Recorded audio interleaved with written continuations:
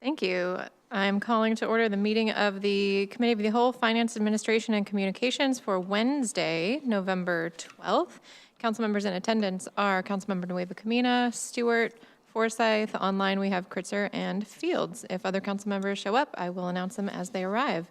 We have 6 items on the agenda for this meeting.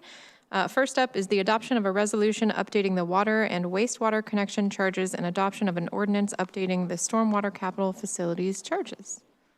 And I will hand it off. Thank you very much. Our financial planning manager, Haley Zurcher, has been working very closely with our public works engineering staff as well as our rate consultant FCS group to work through the update of these fees. I'm going to hand it over to her at this time to let her go over the item. All right, thank you. Good evening. So as mentioned, we're proposing an update to our capital facilities charges and connection fees. So these are our one-time charges applied to new development as a condition of connecting to the utility infrastructure. Redmond currently charges connection fees for water and for wastewater, and then our capital facilities charges for stormwater, and we are proposing updates to all of these. It is best practice for these charges to be reviewed and updated every 2 years. The last time we have brought an update forward was 2018, so we are a little bit overdue for something like this. So naturally, we have been working with FCS to get these charges updated. So before I jump in on updating or on the updates to the charges, I just wanted to note that the analysis does include a little bit of a change to the calculation methodology. Right now, we have 2 different methodologies, one for the water and wastewater utility and one for stormwater, and we are just proposing that we use the same methodology across all of the utilities. So currently what it looks like for the water and wastewater is we take the existing costs of the system plus future expansion costs divided by total system capacity. And what we are proposing is to do the total system cost divided by the total system capacity. The difference there is that we're including the cost of replacement and repair projects, not just expansion-related CIP projects. So we're just proposing to be a little bit more consistent across all utilities, and it aligns with best practice for these charges. So for the updates, kind of across the board, we're seeing mostly increases, which is expected because we're using an updated cost basis. So the projects that are included in the cost basis are all of our CIP projects for the utility. So we're seeing increased costs on those. So naturally, we'd expect some increases across the board. We are seeing an increase to on the water side, we're seeing increases to the single-family residential connection charges and commercial charges are for meters 1 inch and smaller, and then all other water connection charges, we're actually seeing a decrease. And that is mostly due to, the increase is again due to the increase in cost basis, but the decrease is related to the methodology of how costs related to fire suppression are recovered from these connections. So they're based off of land use rather than meter size. So that's why we see a decrease on some of the larger meters. The wastewater connection charges are a little bit more straightforward. We're seeing increases across the board, which is what we expect with an increased cost basis. And then on the stormwater side, so we do have 3 separate charges for stormwater based off of location. We have the citywide system, and then charges for the overlake and downtown subbasins. So we are seeing a slight increase to the citywide charges, and again, that's due to the cost basis. We have an updated capital facilities or a capital plan that we're using, so that's why we see those. We do see a slight decrease in our overlake charges due to an increase in the number of impervious units that we're estimating. So that's the denominator of the capital facilities charge. And then we do see a pretty significant decrease on the downtown charges. That's actually due to a decrease in our cost basis, which is just another reason why it's important that we are updating these regularly, because as our plans change, we can see an increase, we can see a decrease. We just want to make sure that we're making sure that our cost basis is as accurate as possible.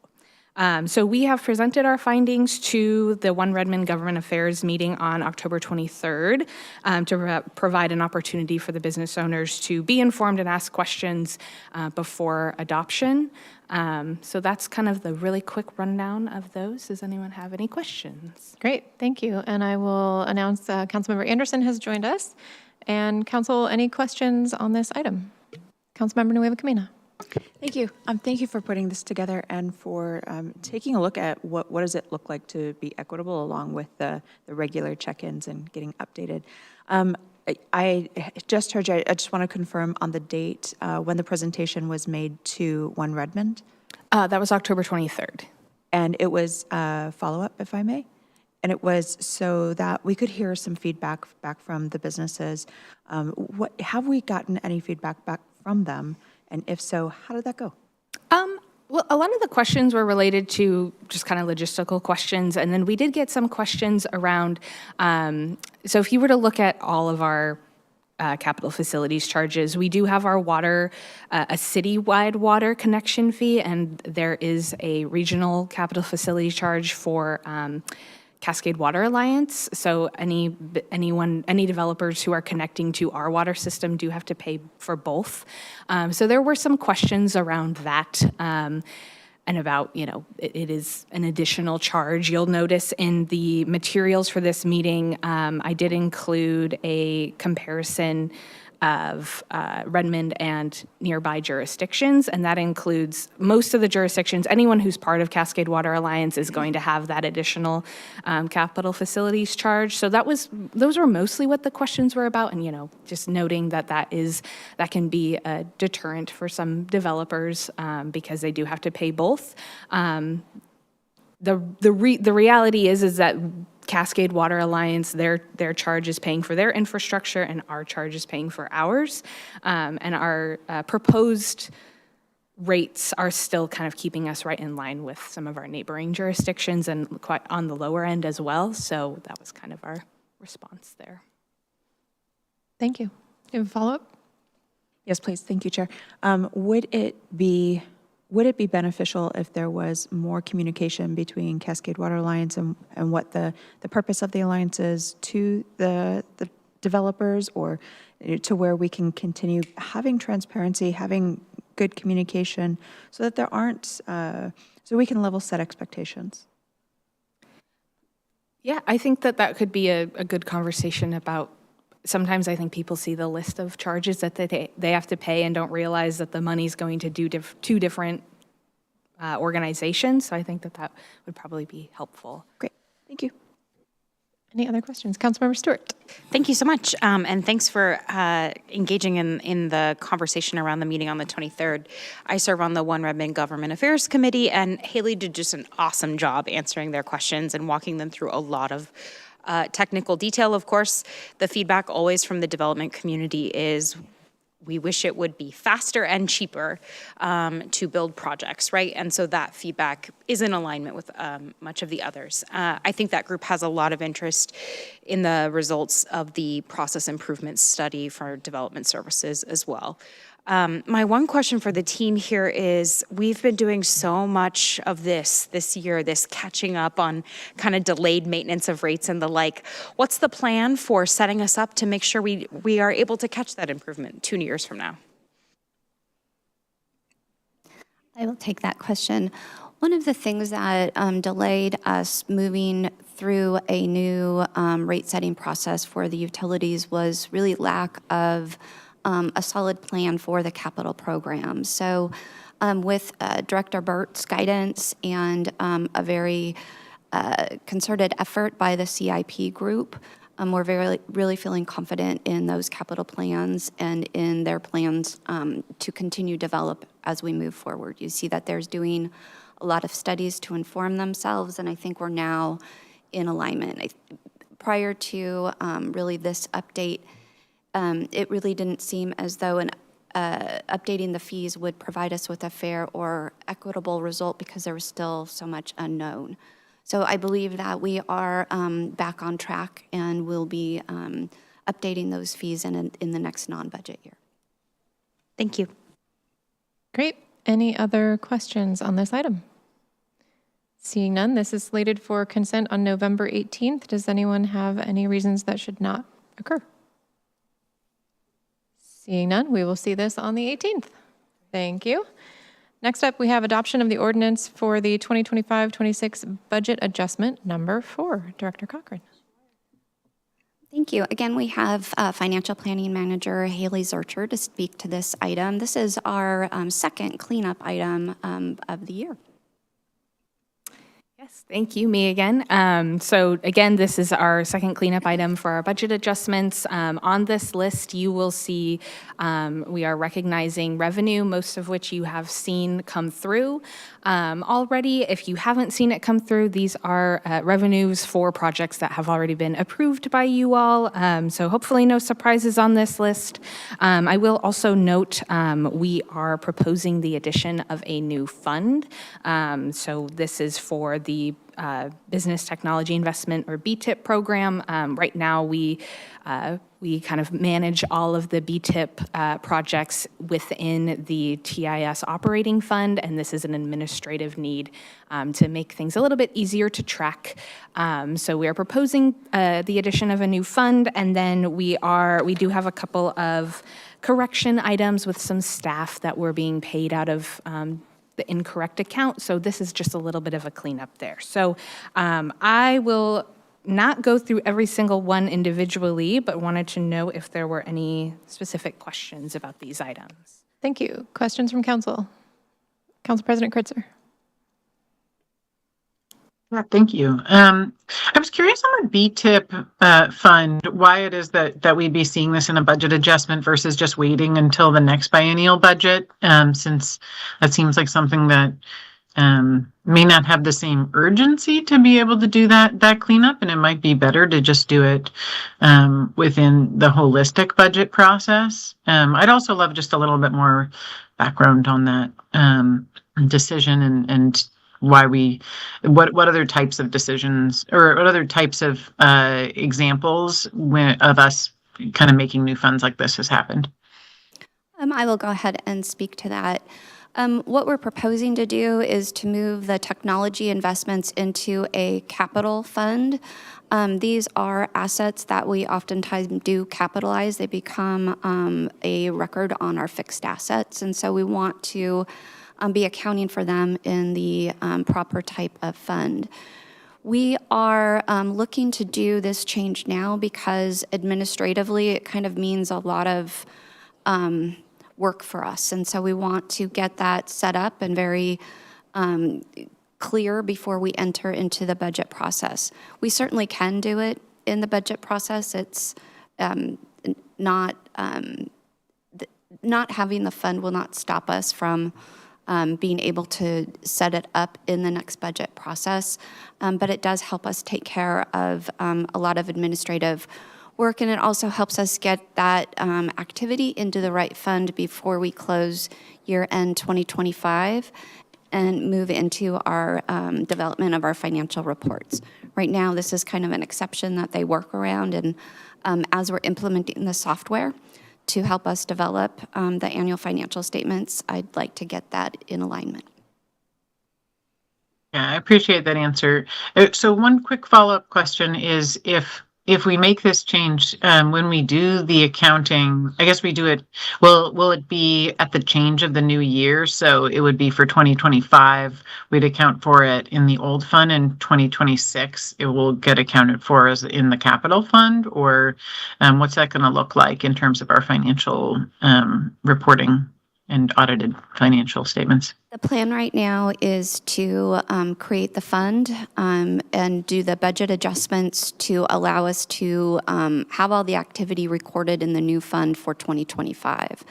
That way, when we get to the next biennium, there is good comparative data. It's really difficult when you change the fund in the middle. So we're looking to make this effective as of January 2025. Okay. Yeah. Sorry. I think you said 2025, but I thought you meant 2026. So that's helpful. We can do that retroactively. Yeah.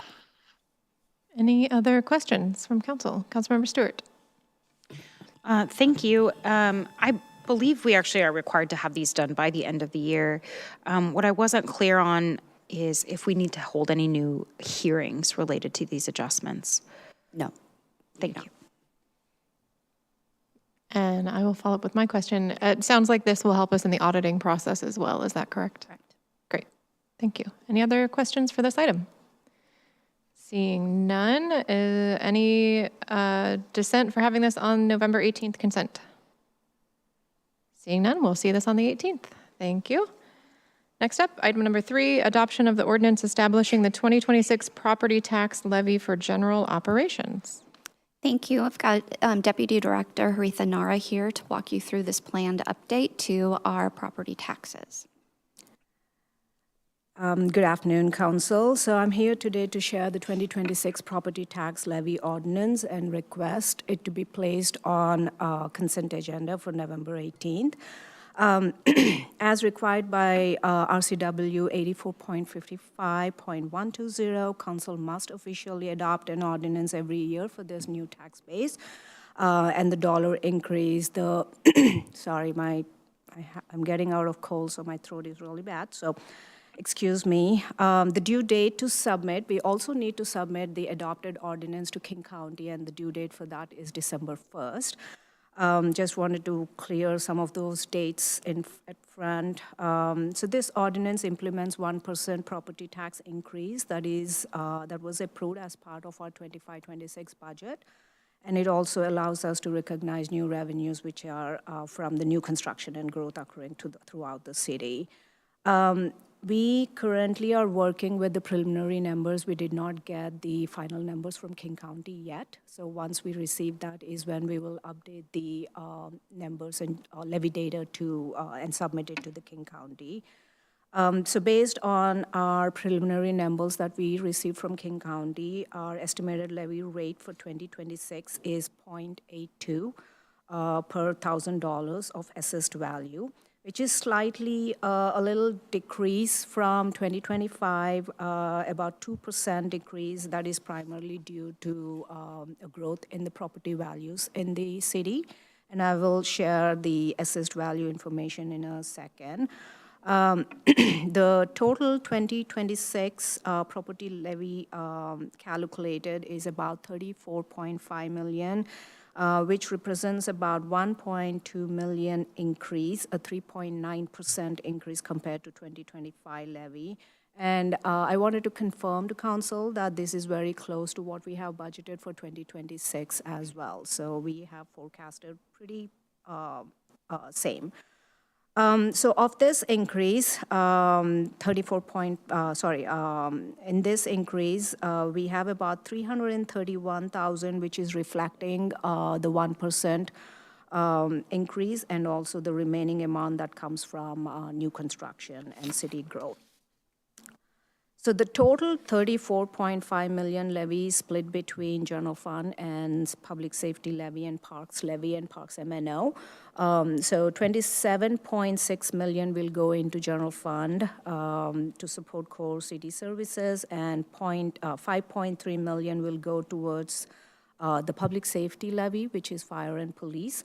759,000 will go to Parks levy, and 825 to Parks M&O maintenance and operations fund.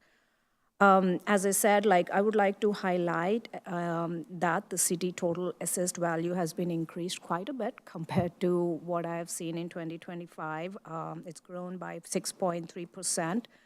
And it is about approximately $3 billion from $39.5 billion in 2025 to $42 billion in 2026. So this will be on November 18th consent agenda. So any questions for me? Questions from Council? Councilmember Stewart. Thank you so much. The ordinance lists the hearings that we already held prior to the adoption of the budget. Do we need to hold another hearing for this? Okay. Thank you. My only other request is that I was on the edge of my seat for each of the data points that you just shared. If you could send an email with these data points, I think that'd be really helpful. Thank you. Councilmember Fields. Yeah, thank you. First question. We could, if we chose not to take the 1%,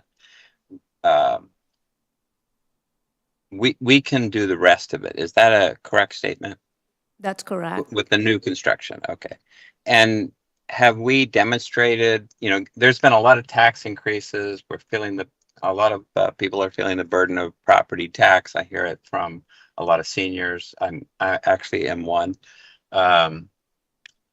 So what would happen if we didn't take the 1% this year? What would that, how much of that 331,000 would we not take, and what would be the impact to our finances? It would be 331,000. Oh, it is Yeah. 331. Okay. So the new construction is another number. Yes, the new construction is about 650,000, what we Okay. have seen, yeah. Okay. So I don't necessarily have another question. We would be 331,000 that we wouldn't have in revenue, and then I guess the question is, who needs that money more, the property owners or the city? And I will work on that and decide how I want to vote on that. Okay, thank you. Council President Kritzer. Thank you. Just to clarify, we did make the decision to be able to have an assumption within the budget that we passed for the 25 to 26 biennium that each year we would be increasing by the 1%. Is that correct? That's correct. Great. So this decision is essentially just doing the annual action to align to the budget that we already set. And if we don't take that action, then we may be off on our budget. Is that correct? That is correct, too. Okay, great. Well, I think we did have that discussion during the budget process. And I think if we want to have a discussion about whether or not we take the 1%, I would suggest that we have that when we hold on a sec. Sorry, my daughter just came in just a second. Hold on. I just wanted to say I think we should wait and see if you know what, I'll pause. I think you got the idea. I think we get the idea. Thank you. Any other questions from council members? All right, something to think about. Thank you so much. I hear one potential person may pull for the consent November 18th, and everyone else, how are we feeling about putting this on consent for November 18th? Right. Just a friendly reminder, we do have to send this information or the adopted ordinance to King County by December 1st, or else we won't even get that amount. Heard. Thank you. We will see this on consent on November 18th. Awesome. Thank you. Next up is item number 4, approval of authorization to execute 3 wireless telecommunication amendments for Novelty Hill, Fire Station 14, and Education Hill. Thank you. Joining me now is David Amble for the next 3 items, and so I'll go ahead and turn over the wireless telecommunication leases to him. Thank you for having me. Yes, this first item is for approval to consent for 3 leases. Just doing it as a bundle, but there's 3 separate documents negotiated. These are all pretty simple amendments. They're not actual leases. They're just amending the existing leases that they have. First one, AT&T, they have they're modifying the equipment and adding a slight, I think, one additional antenna to the top of one of the water tanks, Novelty Hill specifically. And so that kind of meets the threshold of renegotiating some of the terms. Second one is Crown Castle at Fire Station 14. That is an additional square footage being added to their ground station, so that, of course, meets the threshold for amending the lease, scaling up the rate by the 42 feet. Pretty simple. And then the third one is Verizon at Education Hill. Their lease expires in January, so we'd like to renew that lease or have them, the ability to have them stay there. And so it's basically another 10-year lease with them. Great, thank you. Any questions from council? I'm not seeing any. So, council, any objections to having this on the November 18th consent agenda? Also not seeing any. So thank you for the presentation. Sure. Appreciate it. Next up is item number 5, approval of the lease amendment for Northwest Restaurants, Inc. I will go ahead and turn this over to David as well. This is KFC. So That was this- my most fun thing to say. So yes, this is for the KFC lease. Northwest Restaurants is their franchisee. It's at the well-known spot at the down here at the base of the hill from Redmond Way. They have a lease that's expiring at the end of the year, or sorry, end of June. Regardless, what they want to do is they'd like to stay. They want to stay as long as they can, and they've proposed two 5-year options, and we said that makes sense.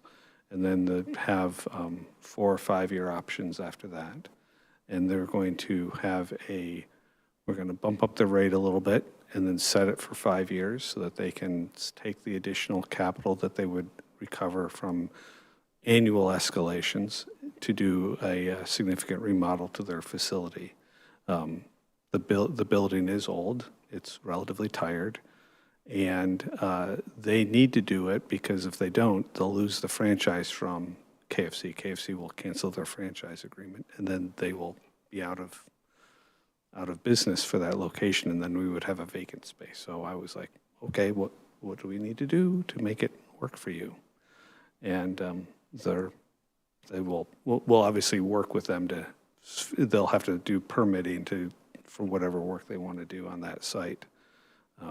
Building improvements, landscaping, signage, etc. I think the sign is not up to code anyway, so anything to bring it up to code would be great. Great, thank you. Any questions from council on this item? Councilmember Nueva Camina. Just a quick question, or a quick comment, and that's when I was reading through this, I saw just a great example of private-public partnership and how we can make a win for everybody out of this. So great job. Thanks. I will jump in with my question. Seeing the rate amount, that seems, from what I've heard from other tenants in the area, it seems a bit lower than what I've heard for market value. Can you talk about how you got to that number and within that 5-year period? I know they need to do improvements, so it makes sense that they'll be able to reinvest, but it sounds a little under market rate from what I've heard from other tenants. It probably is. I didn't actually do a comparative analysis. What I did do is I sat down with the existing rate structure that we had and how it's been going up year after year after year. And I said, okay, and we do have, and I don't know what the other landlords might have, because I'm not sure what the ownership structure of maybe the Wendy's around the corner is. We have a profit sharing segment, so we get 6% of the sales after rent. So we take the rent, and I can say it because it's a public forum, yeah. We have a format with them that's been around for, I think, years since we acquired the lease from acquisition. We have the rent accounted for. We subtract that out. That they tell us this is what our annual sales are. We subtract that out, and then we take 6% of that, and then they send us an additional bonus check. That is absolutely fascinating. It sounds like we all need to eat at KFC more. Yeah.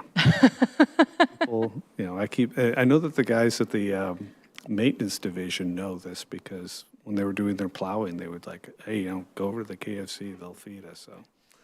Awesome. Thank you for the additional information, and I believe that makes a lot more sense now in my head as to the lease amount. Yeah, I didn't include that because it was just part of the standard term. Yeah. That makes sense. Thank you. Any other questions on this item? Any objections to this going on consent for November 18th? Seeing none, we will see this back on the 18th. Thank you. Mm-hmm.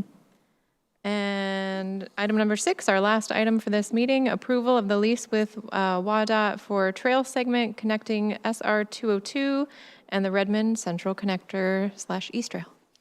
Again, that's me.